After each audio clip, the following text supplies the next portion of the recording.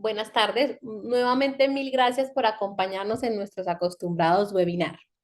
En la tarde de hoy tendremos un espacio de aprendizaje en el cual vamos a tratar un poco la importancia de las pruebas motoras y el valor que éstas tienen en el diagnóstico y seguimiento en pacientes con distrofia muscular y otras enfermedades neuromusculares.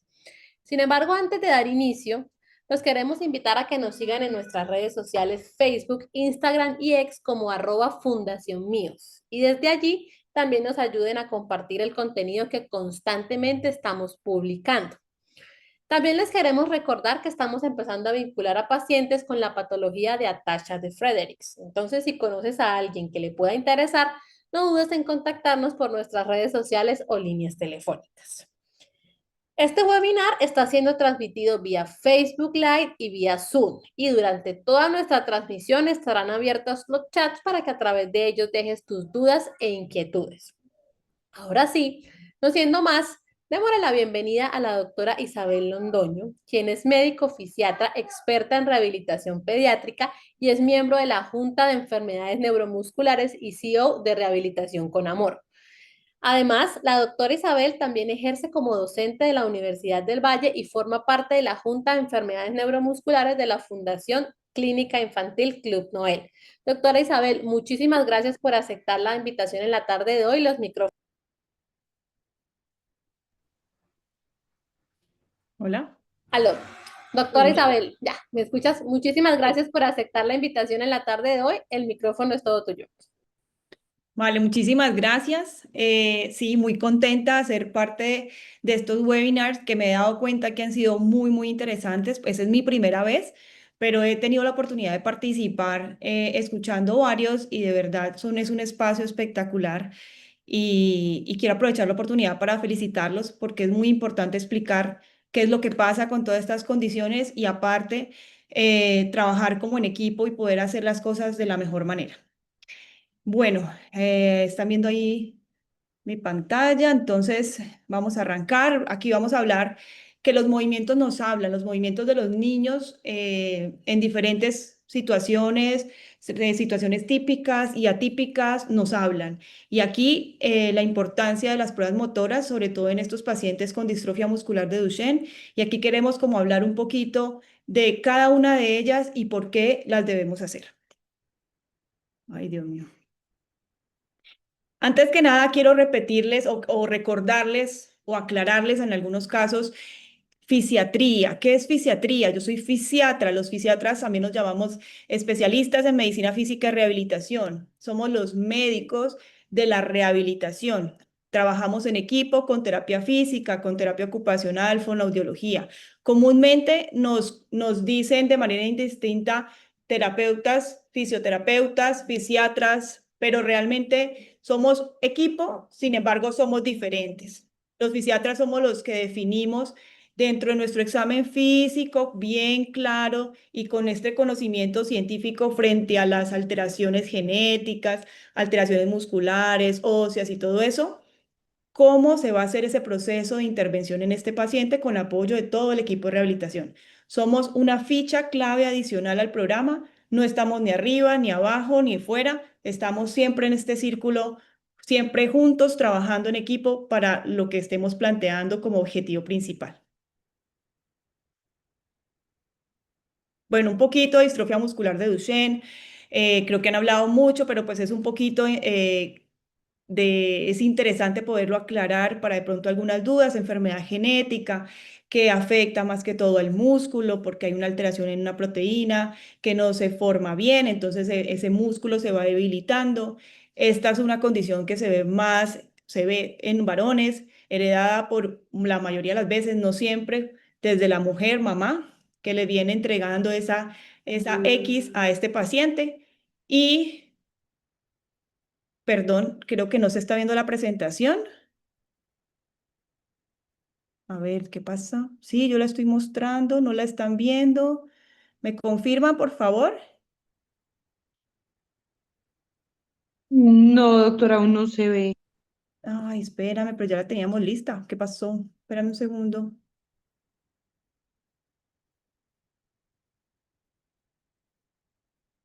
Tengo cámara abierta. ¿Ya la ves? Ahí ya se Ay, inició, sí, perdón. ya ahí la puedes colocar en modo presentación y ya. Listo, espérame un segundo y ya. Iba acá, ya les había Listo. contado un poquito de fisiatría. Esto era la parte que quería mostrarles que hacemos parte de este equipo interdisciplinario, que somos una ficha clave en ese proceso. Y obviamente aquí la parte que les estaba explicando en una pequeña introducción de qué es distrofia muscular de Duchenne y que es una condición que afectando principalmente a estos pacientes, hombres, varones, que se lo heredan el cromosoma X desde su mamá, algunas veces no, hay mutación de no, pero esto es importante conocerlo porque asimismo se va a empezar a manejar generando un debilitamiento del muscular, van perdiendo algunas habilidades y pues que es muy importante poder tener un diagnóstico temprano. ¿Vamos bien ahí? ¿Me están viendo? ¿Me confirman?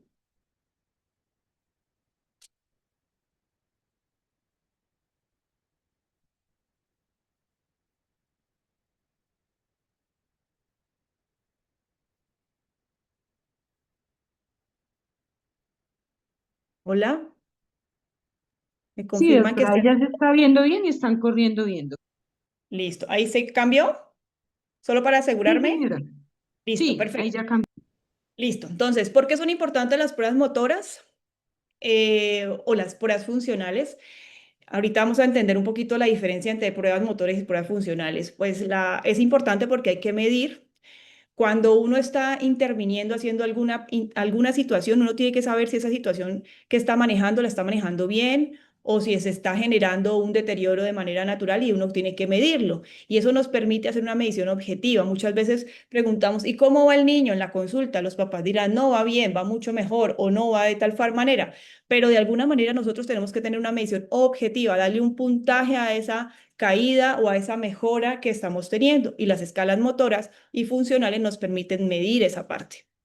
Decisiones terapéuticas, porque basado en estas pruebas vamos a tomar unas decisiones dependiendo de lo que vayamos encontrando, porque nos permite también hablarlos en el mismo idioma con los diferentes especialistas, decirle, tiene una alteración en esta escala por este score que sacó y obviamente esto lo van a poder entender los diferentes especialistas sin tener que decir simplemente mejoró o no mejoró de manera muy subjetiva. Nos va a definir a nosotros, los especialistas en rehabilitación, cómo vamos a enfocar ese proceso de rehabilitación, desde qué áreas y cómo lo vamos a medir después, si ha habido una respuesta adecuada o no. Vamos, nos va a permitir definir cosas a largo plazo, cuando prepararnos para ese momento de pronto de caída o ese momento de mejora para tomar decisiones en cuanto a adaptaciones, dispositivos, cosas que vaya necesitando el paciente. Y claramente, pues nosotros los médicos y todas las personas del área de la salud nos estamos siempre retroalimentando con investigaciones, con estudios científicos, etcétera, y todas estas mediciones nos sirven para poder tener y comparar respuestas que a la final nos van a llevar a que tengamos una información mucho más clara en este proceso de seguimiento. Antes de hablar de las pruebas como tal, es importante conocer que la distrofia muscular de Duchenne tiene diferentes fases y de esa manera tiene que ser evaluada. Entonces tenemos una fase presintomática que va desde de los 0 a los 2 años, donde en teoría los pacientes no presentan no signos ni síntomas claros más que una alteración en su desarrollo leve, pero realmente no se ve una debilidad marcada que podamos decir que ya está presentando algunos síntomas. Obviamente nosotros ya con el ojo un poco más entrenado determinamos ciertas cosas, pero esa categoría entre 0 a los 2 años se llama presintomática. Después empezamos la fase ambulatoria temprana, que va desde los 2 hasta los 5 años, luego la ambulatoria tardía, que va desde los 5 a los 8 años. ¿Por qué ambulatoria tardía? Porque ya van empezando a tener mucha más debilidad y eso hace que pues ya nos estemos preparando a esa transición que viene en la historia natural de la enfermedad. Esto ha cambiado un poco gracias a las diferentes terapias modificadoras de enfermedad, pero pues más o menos esta es la historia natural, eso es lo que veíamos antes de que llegaran estas terapias. Hay una transición de los 8 a los 10 años donde ya empiezan a perder habilidades y ya llegamos a una etapa no ambulatoria temprana donde logra dar algunos pasos en algunos espacios muy controlados, 10 o 14 años, o donde ya definitivamente ya vemos que no logra hacer una marcha efectiva.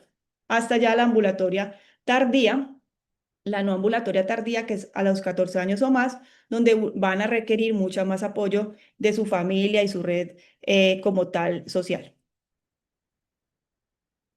Bueno, ¿cuáles son las características o las recomendaciones que tenemos que tener en cuenta a la hora de evaluar un paciente con las escalas funcionales o escalas motoras? Entonces, tenemos que tener un espacio tranquilo y seguro. Y esto es bien importante y quiero hacer énfasis en esto porque muchas veces uno sabe que el sistema de salud, las dificultades que hay de encontrar un buen lugar para hacer las pruebas motoras o donde me autorizaron, etcétera, hace que tengamos que hacerlos en lugares de pronto no completos con los espacios. Uno tenemos un pasillo para hacer un test de caminata en 6 minutos, entonces nos ajustamos un poco.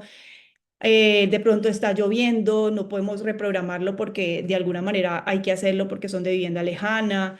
No se explica claramente que el paciente debe llegar una ropa, un calzado especial, ¿sí? A pesar de que uno pues trata de informar esto, pero a veces llegan con la ropa más bonita que tienen y el zapato no es el adecuado con el que siempre hacen sus actividades y eso también puede modificar un poquito la respuesta en las escalas y ojalá pudiéramos evaluarlo siempre pues con un calzado muy parecido. Obviamente no tiene que ser el mismo, pero sí un calzado muy parecido. Tiene que tener todos los instrumentos de evaluación calibrados, estandarizados, acorde a los manuales. Nosotros tenemos en cada escala un manual, el manual es explícito, cómo debe ser la luz, cómo debe ser la pesa, cómo debe ser la lata, cómo debe ser todo.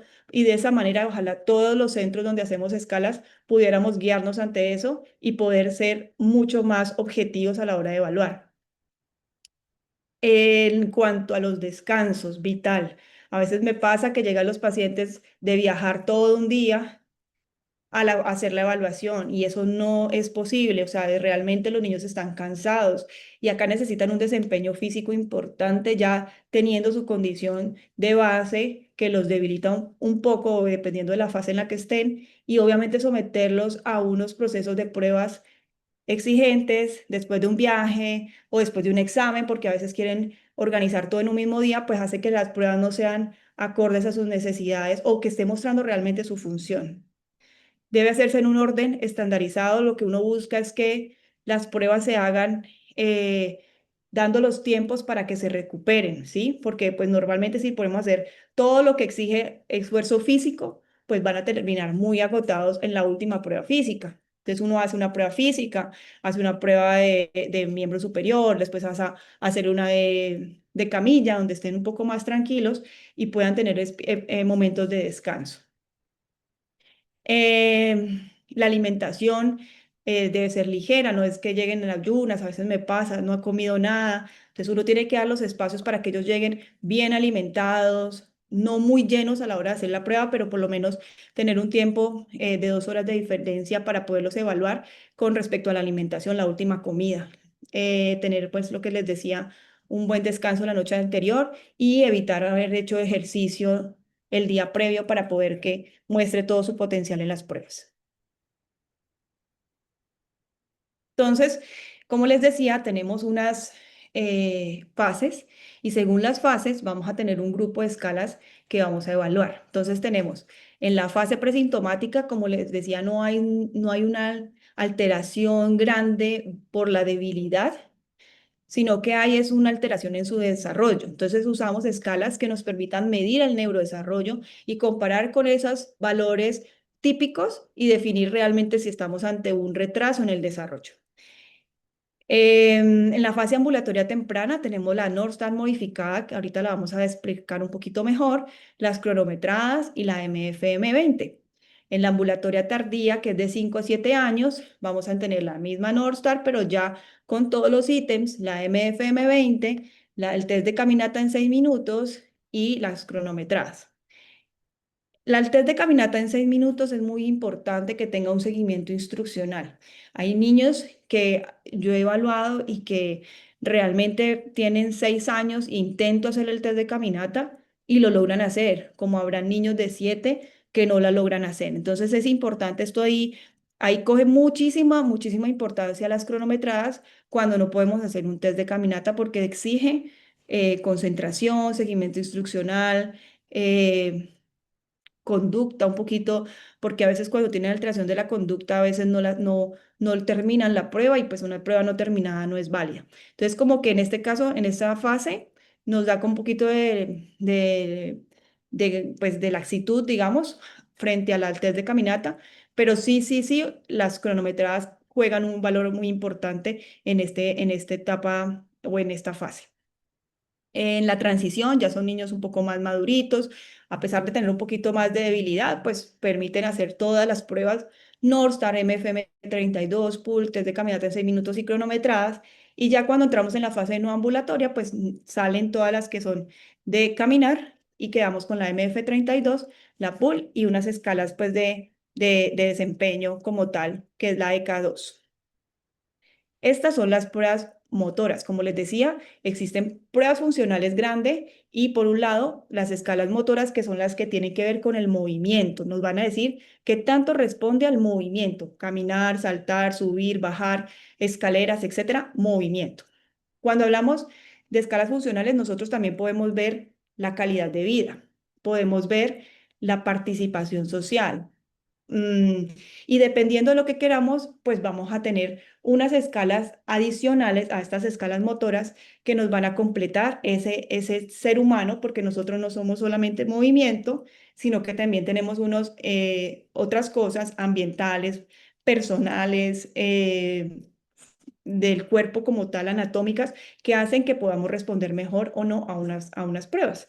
Entonces, por eso es importante completar estas escalas motoras con escalas de calidad de vida, como la PESCUELE en el módulo de neuromuscular, y escalas de participación, que significa qué tanto se está ayudando a vestir, qué tanto se está moviendo por él mismo, qué tanto socializa con las diferentes personas, o sea, su función social, y en este caso, pues aplicamos la PEDI. Es una de las recomendaciones. Hay varias, pero digamos que yo les traigo como una pequeña recomendación dependiendo de la fase en la que estén de la enfermedad. Ahí. Bueno, para empezar, nosotros tenemos que clasificar. Ya he definido estas diferentes escalas que les voy a hablar en escalas de clasificación y escalas de medición. La escala Brook es una escala de clasificación de la función de los miembros superiores. Entonces, la calificamos del 1 al 6, siendo 6 no tener ninguna función útil en sus manos y siendo 1 tener una capacidad de llevar sus manos hacia por encima de la cabeza de una manera independiente, con buena función, sin tener que agachar la cabeza, sin tener que ayudar, pero que la logra hacer completamente. Esto nos clasifica adicional a la fase en la que está el paciente. Sí, se correlacionan, pero es importante porque a veces podemos tener una fase no ambulatoria, pero tener una buena función manual o no tener nada de función manual a pesar de estar en la misma fase. Entonces, por eso colocamos esta como una escala de clasificación adicional que nos va a permitir tipificar mejor esas características de ese paciente según la fase en la que está. Y eso mismo nos hace la Vignos. La Vignos no lo hace, pero con respecto a la función de los miembros inferiores, qué tanto está caminando, cómo está caminando, qué tanto es su función en esa parte de los miembros inferiores. Y va desde el 1 hasta el 10, siendo 1 una función completamente buena y siendo 10 que no camina, totalmente dependiente, está todo el tiempo en la cama. Obviamente, pues dependiendo de lo que vayamos encontrando, si ven las diferencias entre un grado y el otro son pequeñas. Por ejemplo, entre la 1 y la 2 es que tiene cierta compensación durante la marcha y necesita ayudarse de la baranda para subir. Entonces son cosas pequeñas, pero por eso es importante conocerlo, evaluarlo y hacerle como las pruebas que nos permita clasificarlo de la mejor manera. Entonces, dentro de la fase ambulatoria y la escala más top de Duchenne, distrofia muscular de Duchenne, es la North Star. La North Star fue creada, organizada, validada, pensada en Duchenne.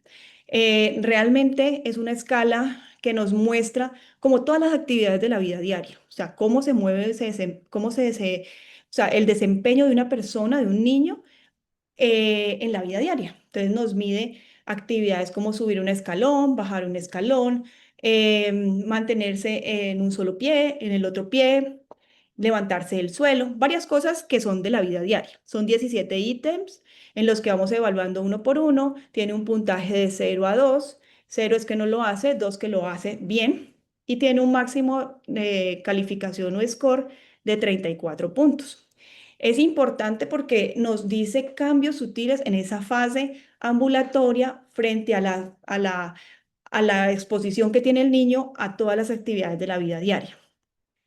Cuando tenemos niños pequeños, o sea, por debajo de los 5 años, utilizamos una escala North Star modificada. ¿Qué es una escala North Star modificada? Es que no le aplicamos los 17 ítems porque pues requiere por su neurodesarrollo tener en cuenta que todavía hay cosas que no ha madurado. Entonces uno le hace unos ítems especiales que son, que están descritos en la literatura, a cuáles sí les puede evaluar para que no caiga en un falso, sí, como en un falso error de que no está bien, sino que es porque realmente no ha logrado todavía el desarrollo de ese ítem por la edad que tiene el niño. Y lo mismo pasa por los 4 años. Entonces, en los de los 3 a los 3,5 años, solo se evalúa sobre un total máximo de resultado de 18 y 24 puntos. Y en 4 años de 24 a 29 puntos hasta llegar al máximo de 34 puntos. Y eso es lo que les decía. En esta gráfica lo vemos un poquito más visual. Un niño pequeño de 2 a 3 años, espérame, yo veo si puedo usar un puntero o no. Si, si lo ven, a ver. Sí, ¿sí lo ven? ¿El puntico rojo? Hola. Sí, señora, se ve perfecto. Listo. Si ven, un niño pequeño de 2 a 3 años tiene alrededor de 10 máximo de puntos que puede obtener. Y si ven por el paso del tiempo, él va aumentando. ¿Por qué va aumentando? Pues porque va desarrollando más cosas. A medida que vamos entrando en una fase ambulatoria tardía o no ambulatoria, pues obviamente vamos cayendo en esta posibilidad de realizar estos ítems porque pues está perdiendo por la condición, pero aquí inicialmente está ganando por su desarrollo como tal. ¿Listo? Entonces, como para tenerlo en cuenta que esta es la evolución normal. Obvio, con las terapias modificadoras hemos visto que esto cambia un poco, esta curva se permite llevar más a cabo, o sea, se permite hacerlo de pronto más rápido, que logren sus hitos motores y que no caigan tan rápido.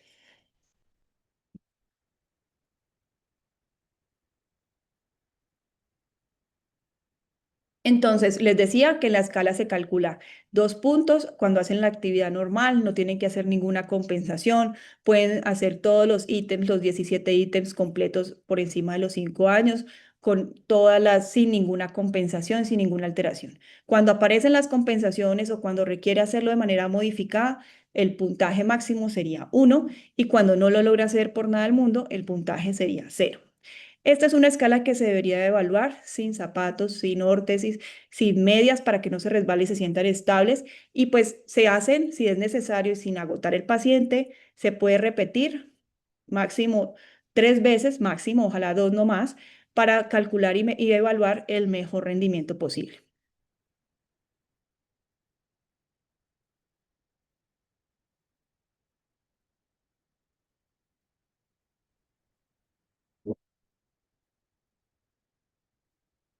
Bueno, entonces, ¿cuáles son las actividades que yo les decía que son de las actividades básicas de la vida diaria? Pues caminar, correr, saltar, subir y bajar escalones con y sin baranda, levantarse del suelo, sentarse y pararse de una silla, mantenerse sobre una pierna, sobre la otra y pues obviamente mantenerse de pie. Todos estos son los ítems así de manera general que se evalúan en esta escala. Y por eso es su importancia frente a las actividades básicas de la vida diaria. ¿Cómo sabemos qué está pasando por medio de esta escala? Pues necesitamos saber cuáles son los puntos que son significativos. Muchas veces a mí me pasa que los papás me dicen, ay, doctora, él perdió un punto y se estresan mucho porque piensan que con eso hay un deterioro gigante o van a perder la posibilidad de continuar con la terapia que están recibiendo, etcétera. Y esto es importante tenerlo claro porque solamente una ganancia de 2 a 3 puntos o una pérdida de 2 a 3 puntos en esta escala es una ganancia o pérdida significativa, o sea, que realmente vemos que si hay una una pérdida como tal. Un solo punto realmente puede ser porque el niño no estaba tan descansado, porque de pronto no quiso colaborar tanto, porque, no sé, estaba indispuesto. Entonces, hay unos valores que son de verdad significativos y son los que tenemos que tener en cuenta a la hora de hacer el análisis de estos resultados. Además, esto es una sola escala, nos da información, pero es importante unirla a las otras escalas que vamos a ver, porque si se correlacionan, tenemos realmente algo que está pasando. Si no se correlacionan, puede haber hasta un error de la realización o algo diferente que no tiene que ver con la pérdida de la función del niño. Bueno, entonces, cuando esto se correlaciona con escalas, como les decía, estamos pensando, por ejemplo, en el test de caminata en 6 minutos. Yo tengo que ver una pérdida en la North Star asociada a una pérdida en la cantidad de metros que camina el paciente para yo poder decir que realmente esto es significativo. Bueno, entrando al test de caminata en 6 minutos, es una prueba de resistencia que se hace caminar durante 6 minutos en una distancia. El pasillo debe ser un pasillo abierto, sin gente pasando en cada ratico, interrumpiendo la marcha del niño, todo en silencio. A veces pasa que están en un pasillo y el niño está distraído mirando a todo lado y pues claramente su respuesta en esta prueba no es confiable. Hay centros de alteraciones pulmonares que hacen esta prueba para hacer un seguimiento en rehabilitación cardíaca y pulmonar. Y eso es importante que lo tengan claro, que el enfoque de estas test de caminata no es el mismo al que nosotros como expertos en enfermedad neuromuscular tenemos.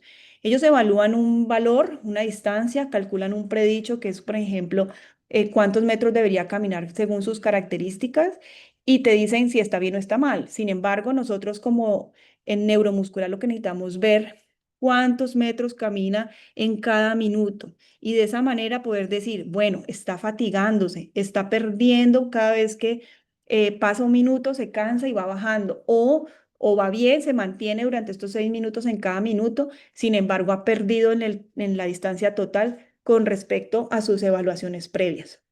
Esto, obvio, nos muestra también su función cardiorrespiratoria, su resistencia muscular, y esto necesita pues un análisis asociado, como les decía, a las otras escalas. Se hace con una monitorización de frecuencia cardíaca y saturación de oxígeno. Se debe mirar en un pulsoxímetro, se le pone en el dedito, se le pregunta qué tan cansado está al iniciar la prueba, se le dice al terminarla qué tan cansado quedaste después de la prueba y de esa manera podemos decir si esa prueba cumple con todos los requisitos de ser objetiva, clara, concisa para poder tomar decisiones frente a la evolución del niño.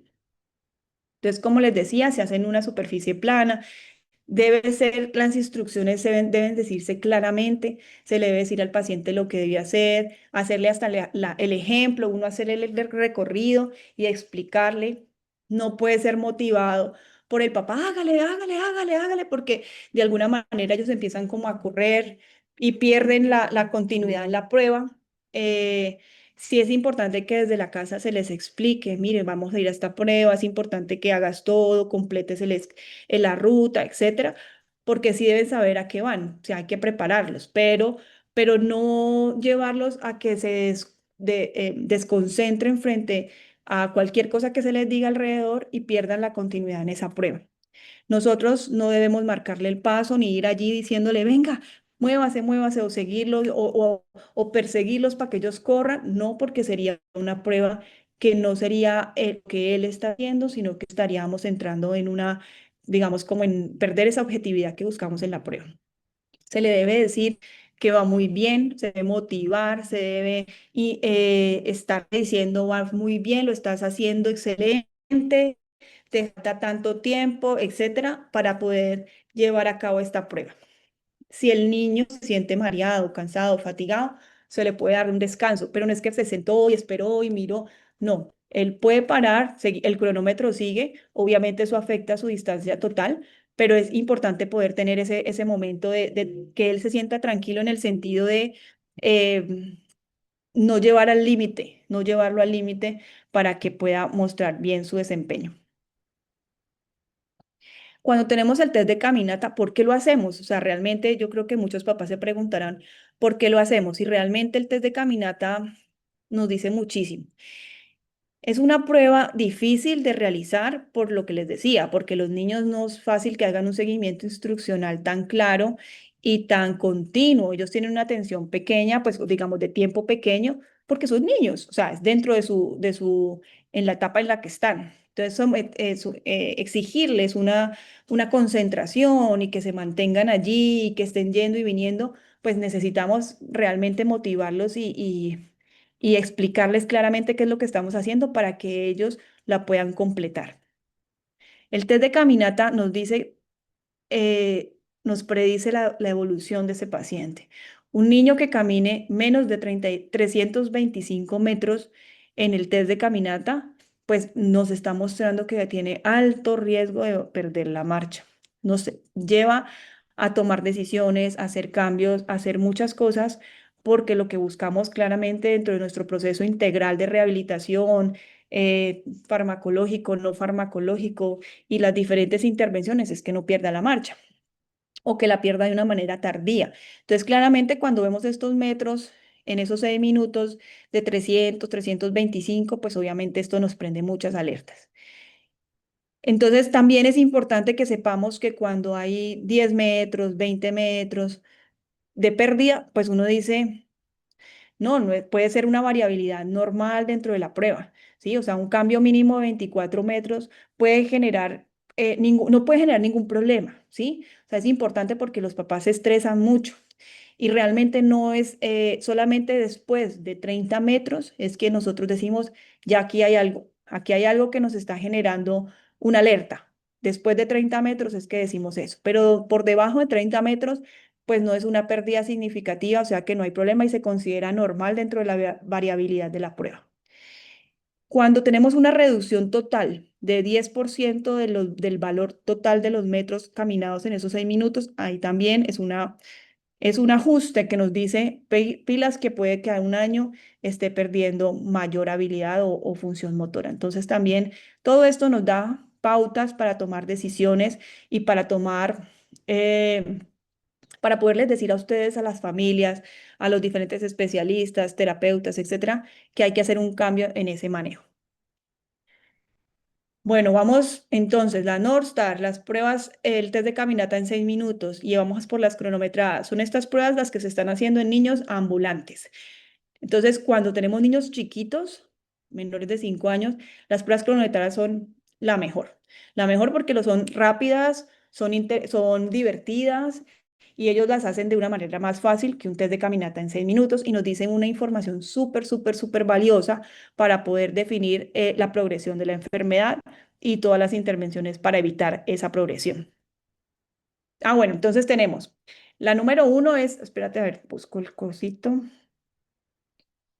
Eh, Listo, entonces acá tenemos el tiempo de levantarse del suelo o maniobra de Gowers que pues todos, yo creo que todos los papás escuchan, todas las personas escuchan, pero el tiempo de levantarse del suelo es igual al tiempo de Gowers. El Gowers es una maniobra que se ha descrito mucho en distrofia muscular de Duchenne, pero no es exclusiva para distrofia muscular de Duchenne.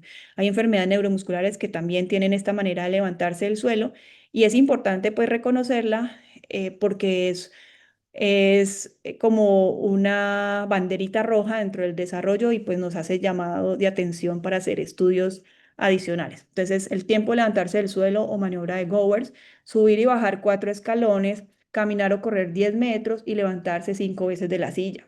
Estas son las pruebas cronometradas más descritas. Entonces, el tiempo de levantarse del suelo o tiempo de Gowers tenemos unos valores en segundos que nos deben alertar o nos deben dar una información. Esto, como la distrofia muscular de Duchenne es una debilidad de toda la musculatura proximal, cintura de los hombros, es decir, cintura escapular, cintura de los glúteos y las piernas, entonces sería cintura pélvica. Entonces, esa zona proximal en cadera, en muslos, en la parte de cintura escapular, como tal, nos hace que tengamos unas manifestaciones físicas al realizar esta prueba, ¿sí? Si ustedes ven cuando uno se levanta del piso, uno tiene que utilizar muchas partes de su cuerpo para poder lograr hacer esa maniobra de levantarse del suelo. Entonces, el tiempo de Gowers nos muestra todas esas alteraciones, no solamente en las piernas, sino también en miembros superiores que requieren unas intervenciones adicionales. Entonces tenemos el normal, es que la persona o el niño se levante en menos de 5 segundos. Ese es un Gowers dentro de los límites normales. Ya cuando empieza a alargarse un poquito este tiempo, de 6 a 10 segundos, vamos a tener como una alteración o una debilidad leve. Ya después de los 11 segundos hasta los 15 segundos ya hay alguna alteración moderada y por encima de 20 segundos ya hablamos de una alteración severa. Y es importante tener en cuenta esto porque nos ha pasado que llegan tiempo de Gowers 1 minuto o 40 segundos. Pues después de 20 segundos, máximo 30, si no se ha levantado, ya no se levantó. ¿Sí? Porque realmente esto nos está mostrando, a no ser que tenga un trastorno de la concentración, déficit de atención e hiperactividad o alguna cosa que realmente no siga la instrucción rápido o no la haya entendido, pero realmente una persona que ya se demore más de 20 segundos, máximo 30, pues ya no la va a hacer. Entonces ya se considera que realmente no la logró, no la hizo, ¿sí? Em, y eso es importante tener en cuenta. Ay, el puntero. Ay.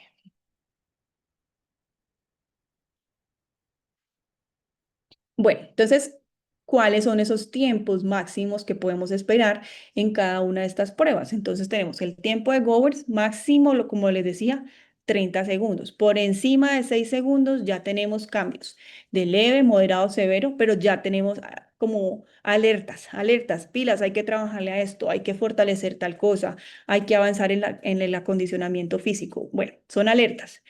Subir y bajar 4 escalones. Uno se demora más subiendo que bajando.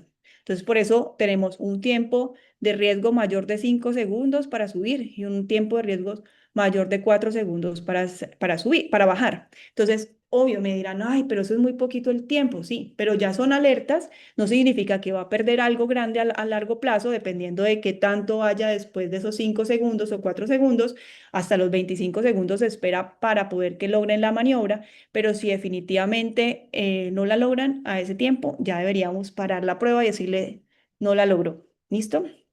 Cuando no la logra, o sea, a medida que va pasando el tiempo y va progresando la condición o la enfermedad distrofia muscular de Duchenne, ellos van arrancando a no lograr hacer una y después otra prueba funcional, o sea, otra prueba cronometrada, después otra prueba, y esos son obviamente signos de alarma para tomar decisiones de aditamentos, dispositivos, etcétera, y poderlo ayudar en el proceso. Y obviamente, pues hacer todo el acompañamiento a la familia. En cuanto a levantarse 5 veces de la silla, pues es una actividad que nos mira todo ese fortalecimiento de cintura pélvica. Si ustedes hacen el ejercicio 5 veces, ustedes quedan agotados. Es un ejercicio exigente. Sin embargo, pues tenemos que, por encima de 12 segundos, es algo que tenemos que poner cuidado porque ya estamos en tiempo de riesgo. Y se espera máximo los 20 segundos. En general, entre 20 y 30 segundos más el tiempo máximo que se espera y si pasan de ahí ya no lo lograron.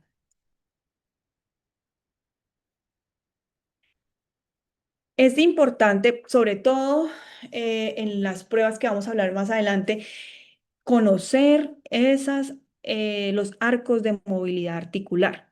¿Qué son los arcos de movilidad articular? Cada articulación, hombros, codos, muñecas, caderas, rodillas y pies, tienen unos movimientos que están dentro de los límites normales. O sea, yo puedo levantar mi hombro, flexionar mi hombro, extender mi hombro, en fin, y eso tiene unos rangos que están reconocidos dentro de los valores normales.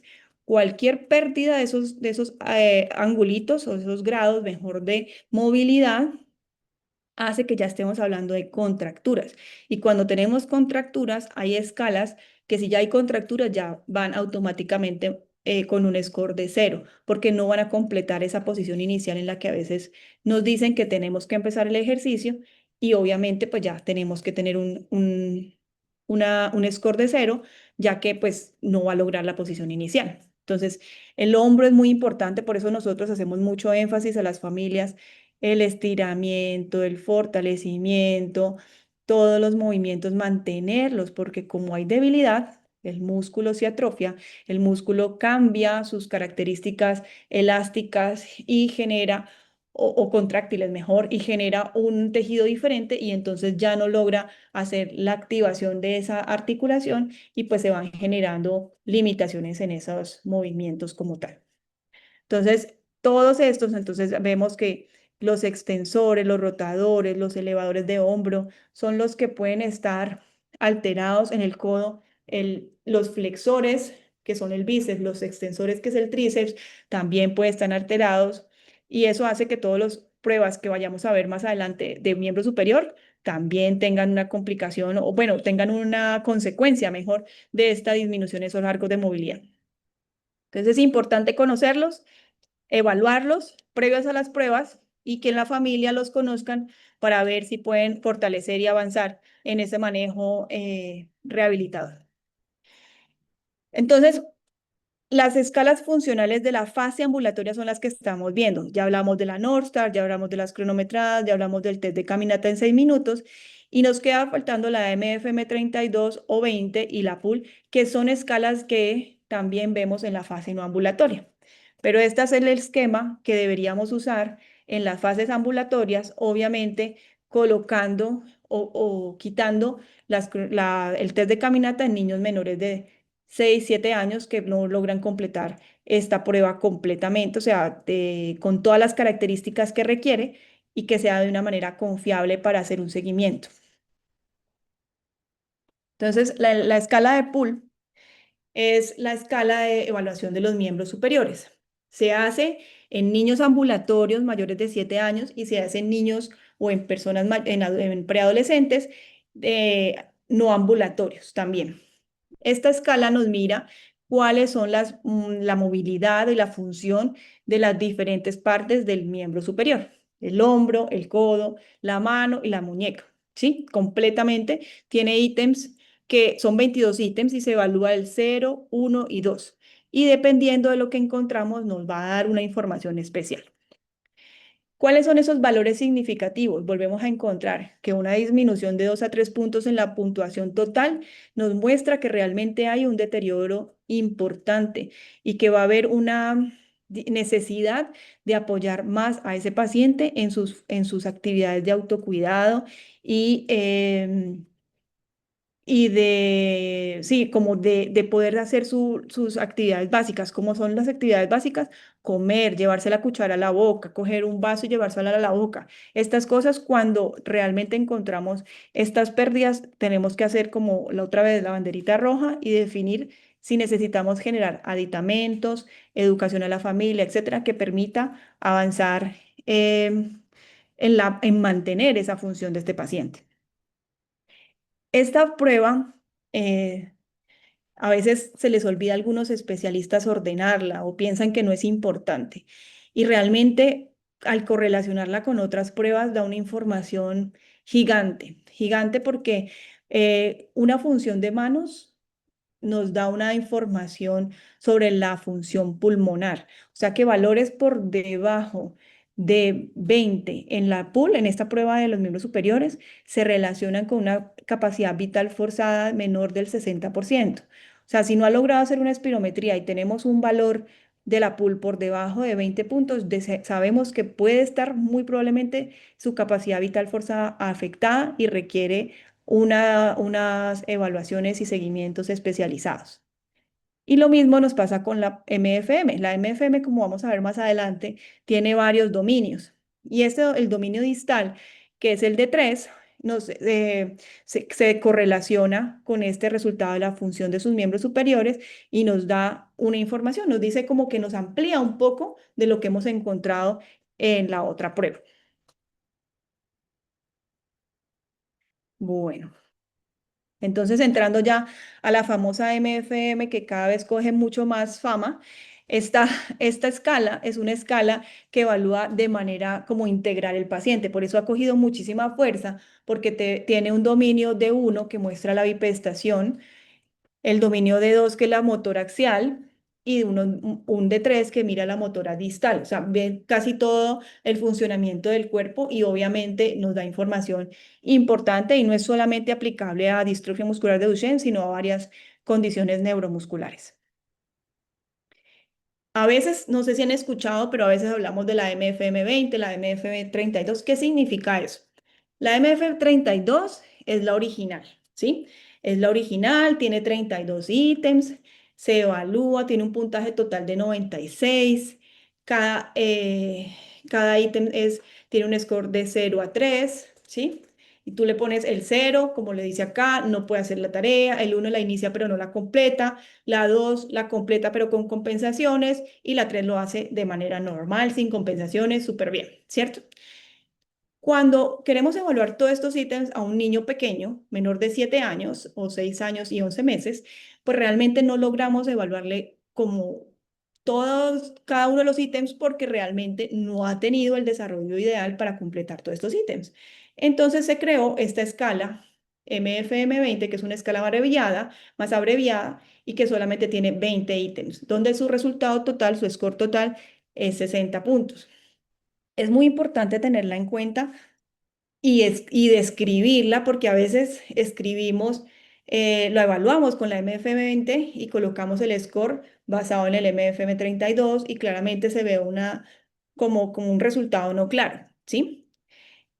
O al revés, le hemos hecho la MFM32 a un niño pequeño y resulta pues que nos va a sacar unos resultados que no está acorde a su edad. Entonces es importante tener claro con cuál estamos evaluando y cumplir realmente con lo que estamos indicando según los manuales, donde mayores de 7, MFM32, menores de 7, MFM20. ¿Qué nos muestra, qué nos dice la MFM? La MFM en su versión completa y en su versión adaptada, digamos, a los 20 ítems, nos muestra que realmente hay un cambio significativo cuando tenemos una variación. Esta escala se mira en porcentajes. Cuando tenemos una variación de 5% en la puntuación total o en cada una de las dimensiones de 7%, vemos que ya empezamos a tener unos cambios significativos. Los cambios significativos pueden ser a favor o en contra, pero son cambios que se consideran que realmente son cambios, ¿sí? No que son variabilidades de la prueba como tal. Entonces, el de uno, como es la bipedestación, nos mira la capacidad ambulatoria, o sea, la capacidad de desplazarse, de movimiento, de subir, de bajar, etcétera, ¿sí? Y la 3, pues la que le decía, que es más que todo funciones muy finas de las manitos, de los deditos, etcétera, que nos permite correlacionar con los resultados de la prueba.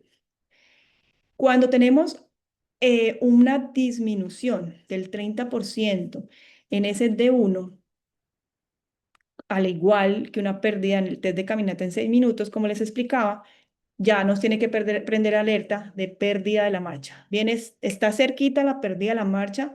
Tenemos que definir, gracias al sistema, o sea, gracias al sistema, no sé, pero por el sistema cómo funciona, nosotros tenemos que tener claro estas cosas, porque así nos permite a nosotros los fisiatras definir, por ejemplo, ya es momento de que tenga una silla, no hay que esperar a que el niño ya lleve meses o años medio intentándolo desplazar para poder definir, bueno, ahora sí vamos a formular una silla. No, toca hacer todo el trabajo emocional, psicológico, de duelo en muchas veces para poder trabajar en ese proceso donde, bueno, vas a necesitar una amiga que va a ser la silla, que te va a apoyar en algunos momentos, no necesariamente significa que lo vamos a sentar de una en una silla, solo que lo apoye para que pueda seguir yendo al centro comercial, pueda seguir yendo al colegio, pueda participar en diferentes cosas sin que se agote tanto. Y es importante también explicarle, sé que algunos padres están conectados y muchas veces piensan que el hecho de sentarlo en una silla ya no se va a volver a parar.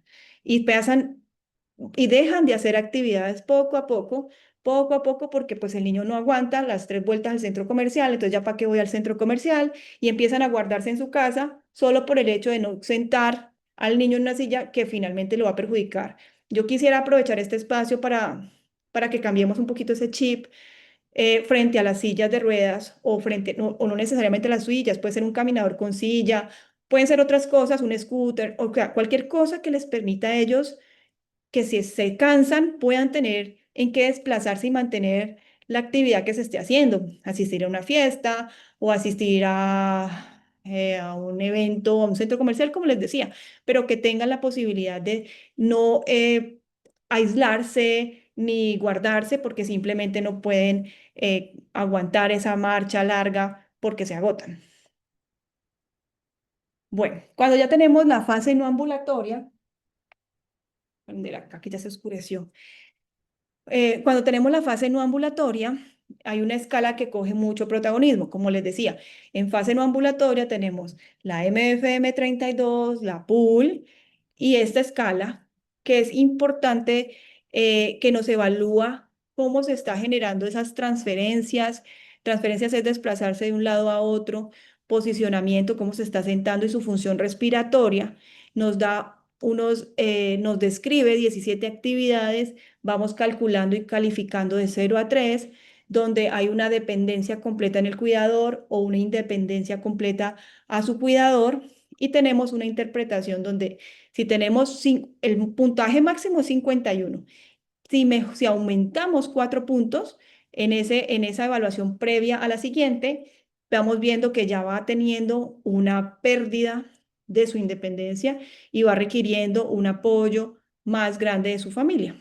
Es fácil de aplicar, es un cuestionario, son preguntas y es una supervisión, o sea, se revisa el paciente, se mira cómo está haciendo las cosas y de esa manera también vamos a tener una información muy importante dentro de esta evaluación completa del paciente. Yo personalmente creo que, bueno, esto es como redundante, pero yo creo que es muy importante recordar que nosotros no somos únicamente cuerpo y función motora, sino que también tenemos otras cosas que tenemos que medir. Entonces, ¿qué tanto esta situación me está incapacitando, me está afectando mi participación social, como les decía, y qué tanto eso me está afectando mi calidad de vida y la de mi familia? Entonces, por eso, adicional a todas estas escalas motoras, usamos la PESQL y la PEDE. ¿Cuál es la PESQL o qué es la PESQL? Esa es la que mira calidad de vida. Existe PESQL para parálisis cerebral, para enfermedad general en el niño, para diferentes condiciones, ¿sí? Hay un módulo que se llama neuromuscular y es el que aplicamos para estos pacientes con distrofia muscular de Duchenne. ¿Qué nos mira? ¿Cómo está afectando la calidad de vida del paciente y de la familia en el último mes frente a 3 condiciones, o sea, a 3 situaciones? La condición neuromuscular, la comunicación con las diferentes personas y la función o dinámica familiar. Tiene unos puntajes de 0 a 4, donde 0 es nunca, nunca me afecta eso, o 4, que es casi siempre, ¿cierto? Perdón, siempre, siempre, ¿sí? Entonces, esos valores se aplican y se va haciendo una lista en donde en esa encuesta vamos sacando unos resultados y nos va a definir qué tanto esto está afectando la calidad de vida del niño y de su familia, porque tiene 2 tipos de cuestionarios. Por debajo de los 4 años, solamente se le pregunta a los niños y por encima, pues ya empieza a tener valor. em, la información que nos da el niño como tal, ¿sí? Entonces, es importante conocerla, adicionarla, disponible desde los 2 años hasta los 18 años, y encontramos que cuando tenemos unos cambios en cada uno de estos ítems de 4,5 a 6 puntos, vamos a tener que ya hay unos cambios, o sea, es decir, es significativo el cambio. Si tenemos por debajo de 4, no pasa nada, puede ser una variación normal, pero ya tenemos por encima de 6, ya hay algo que está pasando. Y cuando tenemos en total una disminución por debajo del 70, que estamos teniendo ya una necesidad importante o una afectación, mejor, importante de la calidad de vida o del paciente o de la familia o de ambos. Y muchas veces correlacionar. A nosotros nos pasa mucho en las evaluaciones que vemos que el niño está súper bien y la familia súper mal.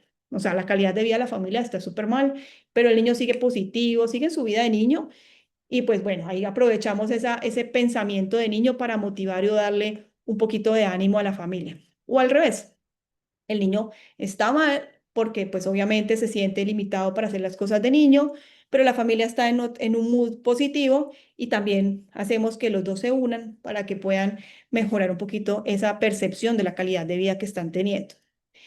Y la inventario de discapacidad PEDI nos dice qué tanto está participando. ¿Qué significa eso? Qué tanto está haciendo su autocuidado, su movilidad y su función social. O sea, es decir, si yo me estoy peinando, limpiando, bañando, vistiendo, lavándome las manos, etcétera, cepillando bien, solo, sin problemas, sin necesidad de que me ayuden o que tanto me están ayudando, cómo me estoy desplazando y cómo estoy interactuando con las demás personas. Si no tengo problema, puedo hacer todo o tienen que hablar por mí, etcétera. Todo eso se mide y cuando tenemos una PEDI por debajo de 40, sabemos que estamos teniendo dependencia en ese subsistema, es decir, por debajo de 40 de movilidad es un problema y una dependencia para que se pueda mover el paciente. Y así también nos permite hacer como toda la creación de los objetivos de rehabilitación, sobre todo desde el área de terapia ocupacional, para permitir esa independencia o mantener esa independencia del paciente. Entonces, esto era lo que les decía en cuanto a la parte de preparación del niño. Es importante tener claro y describirle al niño de manera sencilla, prepararlo desde antes a qué va a ir. A veces les pregunto, ¿sabes por qué te trajeron? Y no tienen ni idea, están cansados, están agotados, etcétera. Darle esa oportunidad de, de entender un poco lo que está pasando. Y hay algo importante que me pasó un par de veces y pues quiero aprovechar también el espacio para decirles, yo sé que hay una intención de que les vaya súper bien en las pruebas, que de las pruebas depende algunas intervenciones, terapias modificadoras, etcétera. Pero yo no quiero que los niños tengan presión, no quiero que tengan presión a la hora de hacer una prueba como tal. ¿Por qué? Porque es muy importante que ellos estén tranquilos, que estén frustrados, no estén frustrados porque, ay, no puedo hacerlo, no puedo hacerlo, y se preocupan y solo miran a la mamá, al papá, sienten que los van a regañar. Me pasó un par de veces y de verdad yo quedé muy, muy triste por eso. Porque es que ellos no tienen la culpa, o sea, ellos no tienen, no es que no quieran participar, habrá quien tiene su tema conductual y habrá que intervenirlo de otra manera, etcétera, pero que no sientan una presión y una angustia de ver que ya tienen suficiente, mejor dicho. No le reforcemos esa preocupación, esa necesidad de tener un buen resultado en las pruebas desde la angustia, o sea, desde la inspiración, desde la motivación, excelente, pero desde la angustia, no, o sea, evitarlo, buscar la manera. Si no sabemos, porque muchas veces no sabemos ser papás o tener esta situación fuera de lo esperado, pero es importante que pues, nos pidamos ayuda y nos enseñen a tener una comunicación asertiva con ellos, porque ellos ya tienen suficiente. Realmente es importante tenerlo en cuenta para poderlo hacer la situación y todas las pruebas de la mejor manera. ¿Listo? Bueno, ¿cada cuánto? Porque también me preguntan mucho, bueno, y doctora, ¿y cuándo tengo que volver a hacer las pruebas? Habrán unos papás muy hiperactivos, muy responsables con su proceso, que podrán decir, no, bueno, vuelva, evalúelo, vea, está mejor, evalúelo otra vez. Pues realmente nosotros tenemos un espacio entre prueba y prueba de 6 meses, porque según la evidencia, 6 meses muestra diferencias significativas. O sea, podemos decir que hay un cambio porque el tiempo de intervención de la que sea nos va a mostrar resultados a 6 meses y por eso las ponemos a 6 meses. Pero hay momentos en los que tenemos un proceso de transición donde hay dificultades, donde hay cambios gigantes, que sería una recomendación según la evidencia de evaluarlo 3 o 4 meses dependiendo de lo que consideremos. Y por eso cuando se les pida de pronto un poquito más temprano de los 6 meses, puede ser por esta razón, ¿sí? O porque simplemente van a hacer una intervención y nos gustaría ver cómo le fue después de la intervención, cómo llegó a la intervención y así hacer una comparación pre y post, y es por esa razón. Pero en general, las evaluaciones funcionales se deben hacer cada 6 meses. Bueno, pero ¿para qué tanta cosa? No es solamente para las terapias, ¿saben? Ni para terapia modificadora, rehabilitadora, etcétera, ¿sí? Ni para definir simplemente cómo va la condición en general. Esto es importante porque también nosotros ampliamos nuestro examen físico, evaluamos, decimos, bueno, uy, logró hacer esto, uy, no, ya no lo logra, entonces vamos a hacer esto. Y hacemos un plan en ese momento de educación a los padres de cómo va a ser ese proceso en esos 6 meses de trabajo en casa, porque los papás son importantes que participen en este proceso como tal. Son equipo de nosotros de rehabilitación, son equipo de la parte emocional, de la parte psicológica, de la parte de la participación, son los que permiten que pueda participar más el niño y son nuestros ojos 24/7. Entonces, es importante que ellos estén y puedan hacer un seguimiento en casa. Si las familias y estos espacios me encantan porque sé que entre familias se conocen, hacen actividades y ese apoyo de una familia que está viendo lo mismo o algo parecido a lo que está viendo el otro, em, refuerza esas sensaciones de angustia, apoya en el momento de tomar una decisión, mejor dicho, en compañía todo es más fácil, mejor dicho. O sea, realmente esos espacios, estas pruebas permiten también que se conozcan y que de alguna manera puedan avanzar juntos en diferentes estrategias, en enseñarse el uno al otro según sus experiencias buenas, en todos sus procesos como tal. Entonces, es importante también esa parte entre familias que nos permiten de manera indirecta las escalas.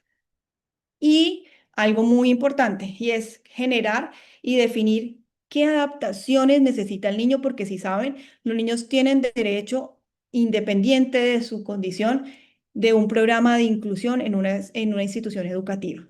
Eso tiene una ley, es, la ley es 1431 del 2017 y es muy clara, es muy clara. Nos tiene todo el programa PIAR y es importante que puedan tener un ambiente educativo adaptado y desde las evaluaciones funcionales también pueden salir esas recomendaciones para definir unas adaptaciones en sus diferentes instituciones educativas. Para concluir, entonces, ¿qué son las escalas funcionales? Son pruebas que se permiten medir el paciente física, funcional, calidad de vida y que nos permite dar un panorama amplio frente a cómo está el paciente y sobre todo objetivo, o sea, es decir, de una manera medible que nos permite decir muy cercano a la naturaleza del paciente cómo está. ¿Por qué son importantes? Porque nos permite predecir, mostrar, avanzar en los procesos de rehabilitación y definir de algunas intervenciones adicionales. ¿Qué aspecto clave tenemos que tener para su uso? Un buen descanso. Deben ser en sitios y profesionales entrenados. Debe haber un espacio adecuado. Debe haber comido bien, ropa cómoda, etcétera. O sea, realmente tiene que haber unas características y unas condiciones para ese niño para poder mostrar y encontrar ese potencial motor y funcional que tiene. El valor en las familias, ver cosas que de pronto el niño puede hacer con apoyo y guía de nosotros o ver cosas que están pasando y entender cómo va el proceso del niño y qué maniobras tenemos que hacer para poder avanzar y permitir esa participación y mantener su calidad de vida. Y obviamente, pues todo el apoyo científico que esto nos da frente a las evoluciones. Entonces, el movimiento es vida y evaluarlo es esperanza. Cada evaluación no solo mide capacidades físicas, sino que ilumina el camino hacia intervenciones oportunas que preservan la independencia. Eso es muy importante. Es importante mantener la independencia y la dignidad de nuestros niños. Las pruebas motoras son ventanas al futuro que nos permiten anticipar cambios y transformar desafíos en oportunidades para una vida plena. Muchas gracias. Doctora, muchas gracias a usted realmente por este espacio. Creo que fue bastante constructivo y productivo para todos los asistentes. Vamos a hacer como una ronda de preguntas y vamos a hacer primero las preguntas y luego unos cuantos comentarios que hay para usted. ¿Listo? Entonces, la primera pregunta que tengo la hace la señora Ingrid Timón. Dice, a mi hijo le hicieron el examen escala de Bartal y tiene un puntaje de 25. Yo quiero saber eso qué quiere decir. ¿Es bueno? ¿Es malo? Mi hijo padece de distrofia muscular de Duchenne. Bueno, la escala de Bartel es una escala que realmente es más para adultos y la exigen las EPS para poder definir si le pueden autorizar a cuidador, enfermera o home care muchas veces. Pues normalmente cuando el valor de 25 es que no te puedo decir cómo lo habrán tomado porque a veces sacan el 25 desde lo que logra hacer o 25 desde lo que falta por hacer. Es decir, 25 puede ser que es completamente dependiente. Por debajo de 20 se dice que es completamente dependiente. Pero como te digo, eso es un valor contrario, es decir, se calcula y se disminuye desde el 100. Entonces, no sé cuál fue el valor que te dieron, pero normalmente lo que mira es eso, la necesidad de apoyo que necesita tu hijo. Si hablamos de 25 como lo que normalmente es, porque como te digo, a veces se equivocan en aplicar esa escala.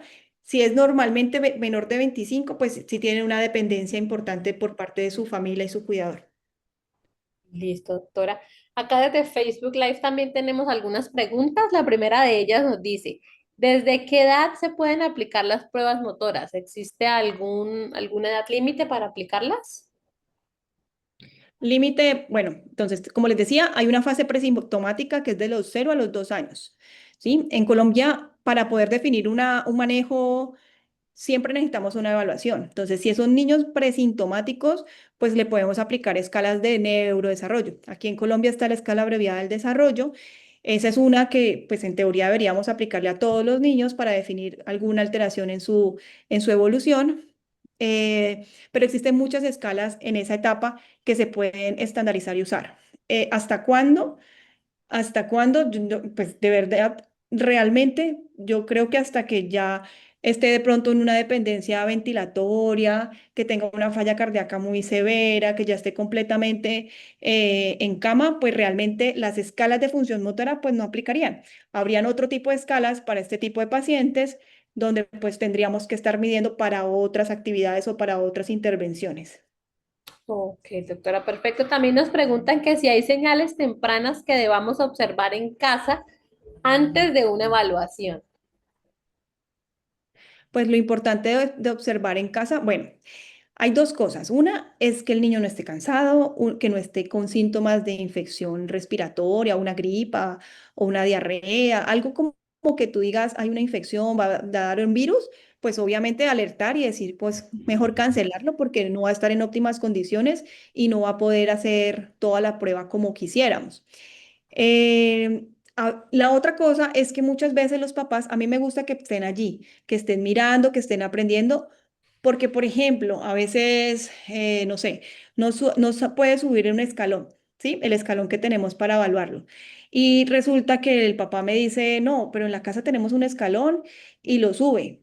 Pues bueno, entonces yo le digo, hágale ejercicio en ese escalón para que cuando vuelva, y lo medimos y le digo, tiene que medir tanto, etcétera, para que cuando vuelva perdón, lo pueda hacer. Eso es importante. O sea, ¿qué pueden hacer en casa también?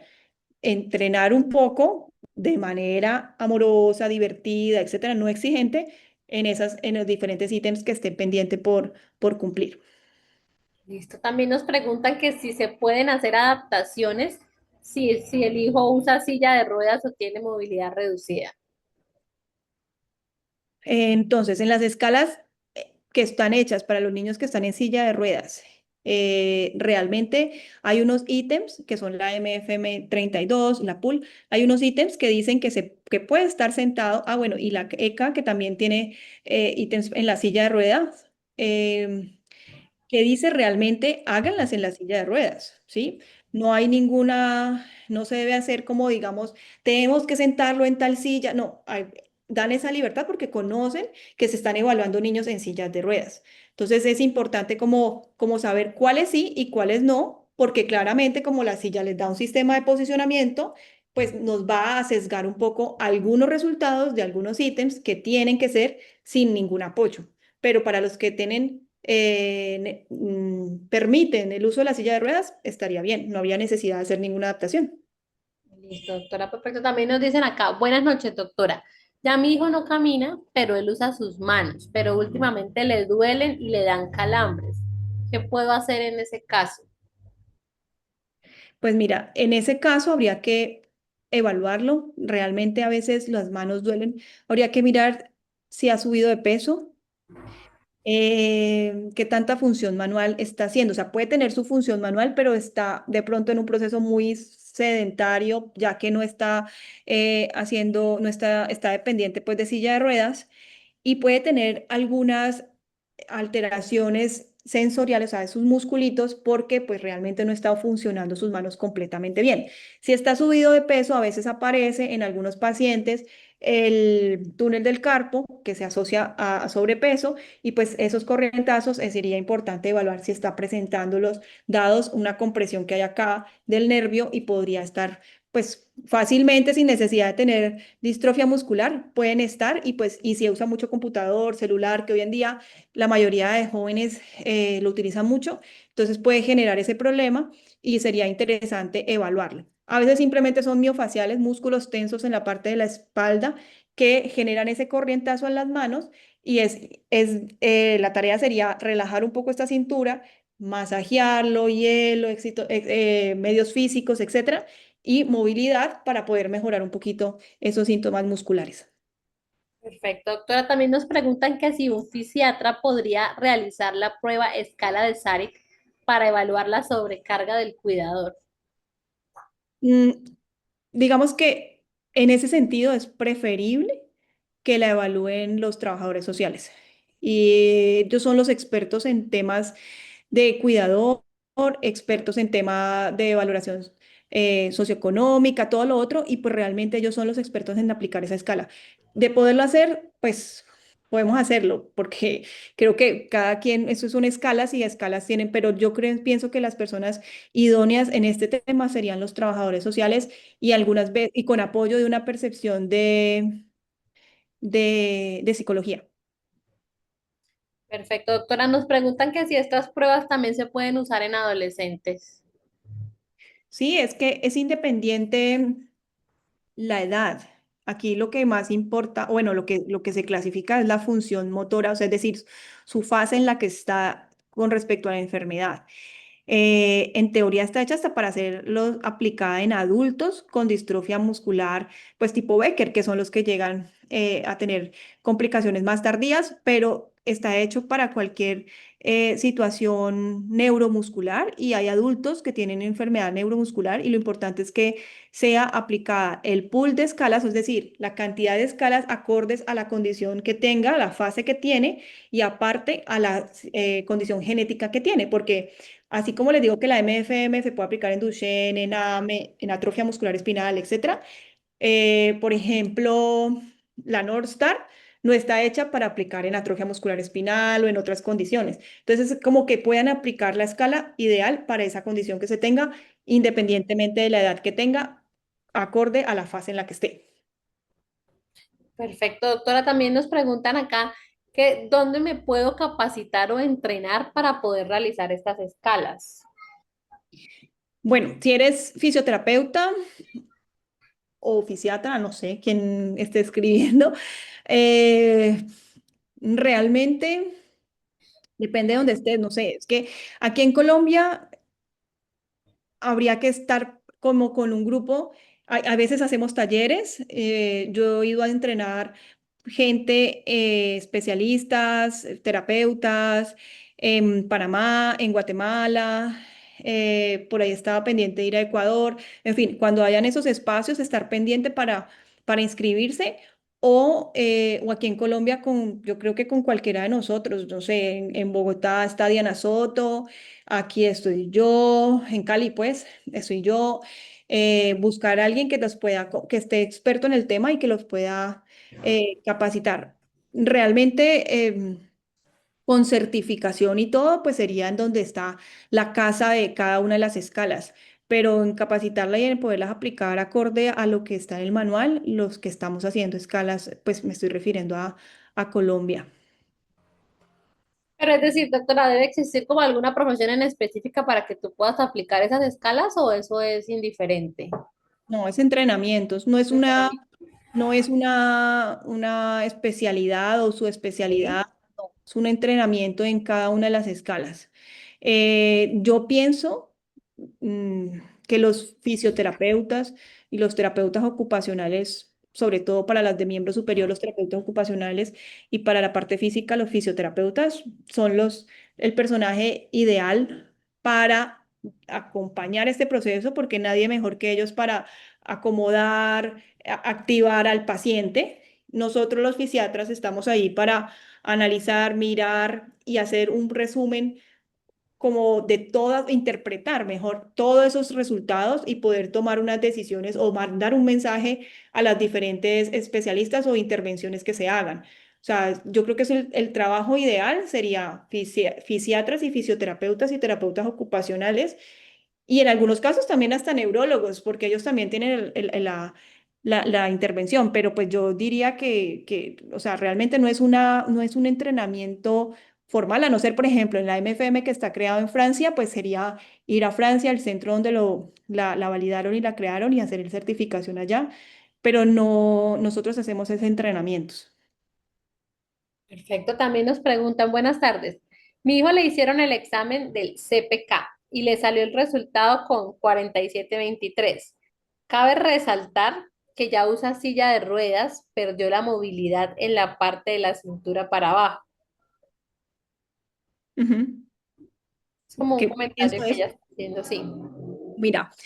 Es importante, bueno, la CPK es un examen de sangre que analiza la respuesta que hay en el músculo, ¿cierto?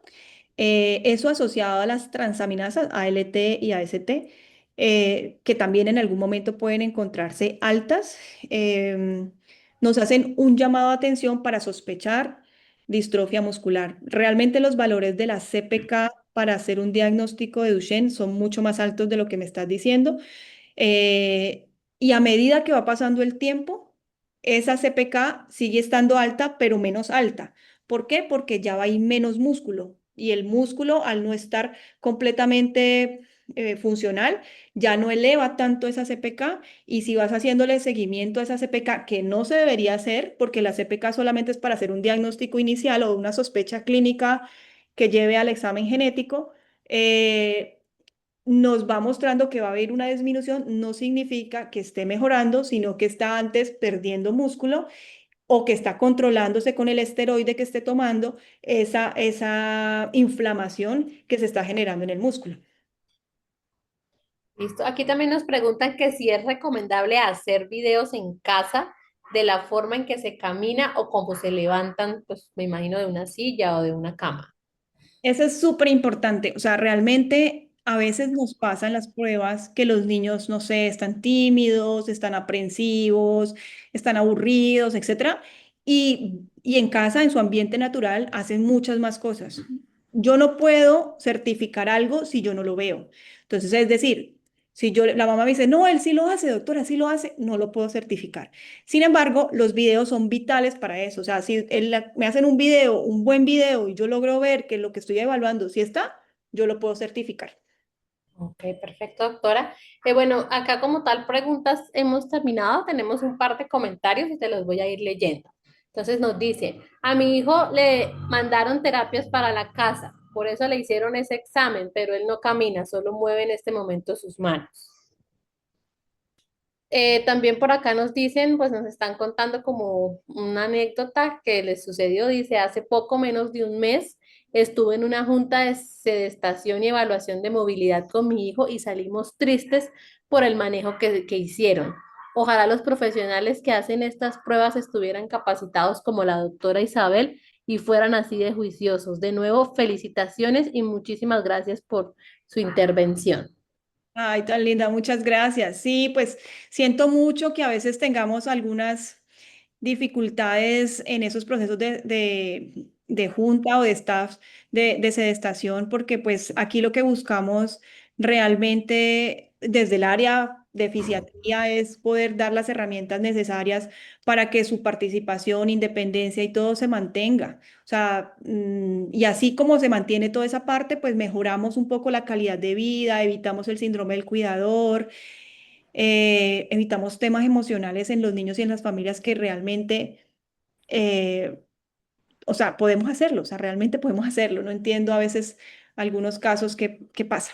Habrán unas razones que no las tengo claras en este momento. Sería importante ver el caso, pero yo creo que esa es nuestra visión como fisiatras y de pronto tener otra opinión, no sé, se me ocurre. Listo, doctora. Bueno, acá también nos dicen que excelente ponencia, que muchísimas gracias, que les gusta mucho cómo explicas, cómo expones el tema. Y yo creo que así vamos finalizando. De verdad, doctora, muchísimas gracias por este espacio. Nuevamente, pues creo que fue bastante enriquecedor para todos los asistentes. Recuerden, todos los que estuvieron en la noche de hoy, que si por alguna razón conocen a alguien que no se pudo conectar o quieren repetir, esta presentación va a quedar cargada en nuestro Facebook, entonces allí pueden ir, la pueden compartir o la pueden volver a ver. Doctora, nuevamente mil gracias a todos ustedes. No se les olvide seguirnos en nuestras redes sociales como @Fundación Mix y ayudarnos a seguir viralizando toda la información que compartimos constantemente. Que tengan una buena noche, hasta una próxima oportunidad. Feliz noche, que estén muy bien. Muchísimas gracias por la invitación. Realmente yo quedo abierta a cualquier pregunta. Ahí dejo mi correo de las pruebas funcionales. También estoy en Instagram. Bueno, en Facebook no estoy, pero sí me pueden escribir lo que necesiten. Estoy para resolver dudas, inquietudes y guiar en los procesos que tienen con cada uno de sus hijos y de sus pacientes si hay alguien conectado al sector de salud.